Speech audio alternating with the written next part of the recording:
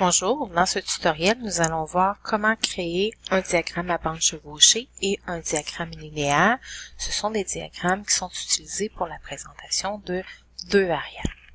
Donc, on a tout d'abord un tableau qui présente la répartition en pourcentage des Québécois selon la religion et la langue maternelle. Donc ici, il n'y a pas de catégorisation. Nous allons créer un diagramme chevauché avec cette information. Donc, tout d'abord, nous allons sélectionner les données, les modalités pour la variable religion, ainsi que les fréquences relatives. On va aller insérer un histogramme. On a le choix entre l'histogramme 2D ou encore un histogramme 3D.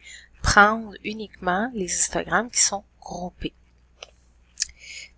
J'ai sélectionné l'histogramme 2D groupé.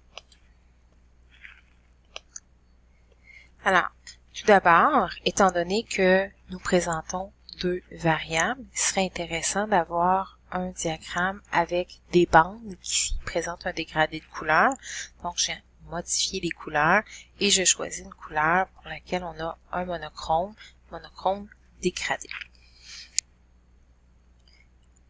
Maintenant, si on observe, on a présentement pour la légende, on a la religion, alors que sur l'axe horizontal, on a les langues maternelles. On verra tout à l'heure comment changer 1, 2, 3, 4 et 5 pour les modalités. Il peut arriver des fois qu'on veuille les inverser. Là, si on regarde présentement, le fait qu'il y ait une bande qui soit très très haute, ça fait en sorte que les autres sont à peu près pas visibles.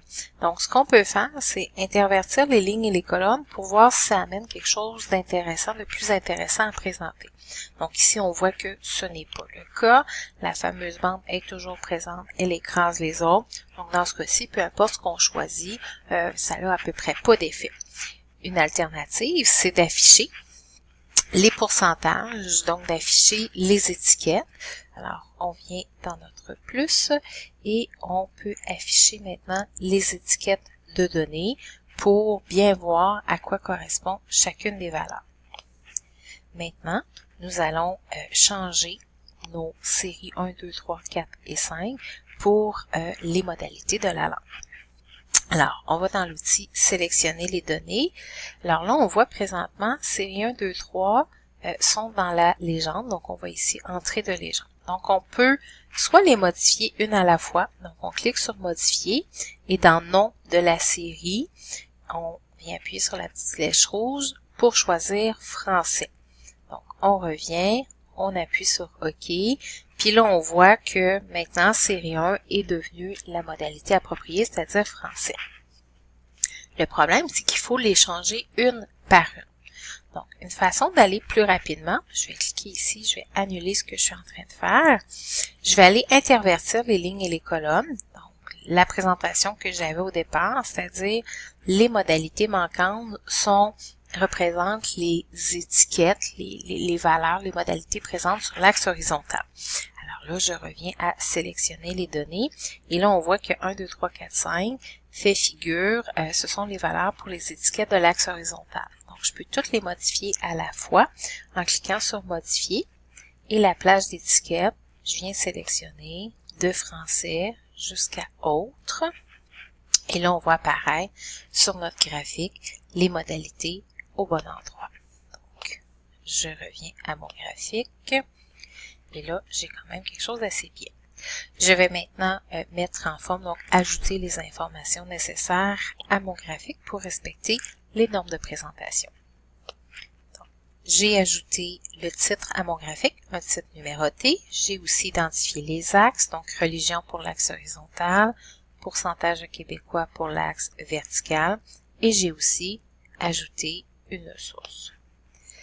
Maintenant, on va traiter la légende, donc j'ai déménagé la légende un peu plus haut pour faire de la place à ma source. Alors, pour la légende, quand je viens dans l'onglet avec le plus, je peux décider de l'endroit où je vais placer la légende. Donc, si elle était en bas, je vais simplement activer droite pour qu'elle change de format et que je puisse la déplacer à droite dans une zone qui est vide. Je vais aussi faire disparaître mon quadrillage. Donc, je vais cliquer sur mon quadrillage et ensuite, j'appuie sur supprimer. Il arrive parfois ce petit pépin. C'est le graphique en entier qui disparaît. On fait juste recommencer. Et la deuxième fois, généralement, ça va mieux.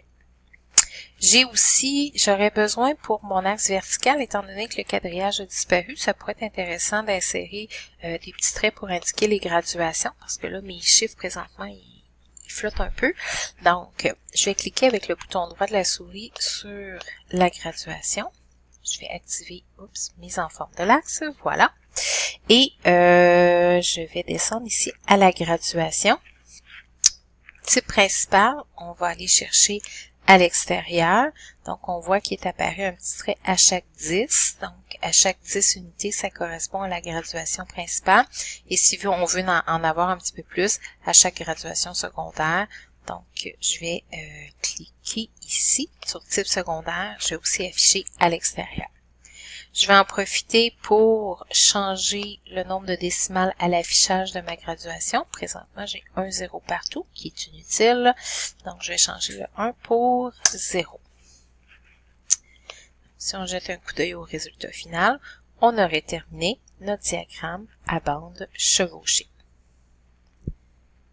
Créons maintenant le diagramme linéaire.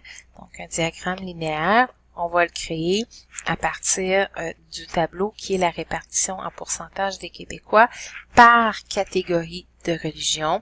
Donc, on voit ici nos 100% qui sont à l'extrémité de chaque ligne parce que c'est dans les lignes qu'on a les religions.